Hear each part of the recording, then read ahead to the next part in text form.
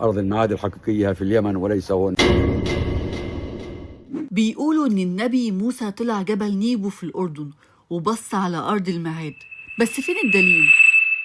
جبل نيبو وهو مكان عالي بيطل على وادي الأردن والبحر الميت، وحتى من هنا تقدر تشوف فلسطين، ويعتبر من أكتر الأماكن المقدسة للحجاج هنا. بس تعال نراجع القصة شوية. التوراة بتقول إن موسى طلع جبل الفسنجة وهناك شاف الأرض ومات، ودفنوا ربنا بنفسه بدون ما حد يعرف مكان قبره بالظبط.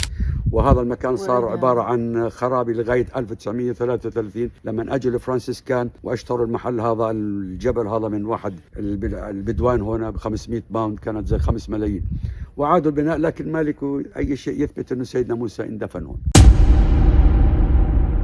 بس القرآن ما ذكرش تفاصيل عن موت سيدنا موسى ولا ذكر مكانه، وده فيه دلالة عظيمة زي ما الآية بتقول: ثم بعثنا من بعدهم موسى بآياتنا إلى فرعون وملئه فظلموا بها فانظر كيف كان عاقبة المفسدين.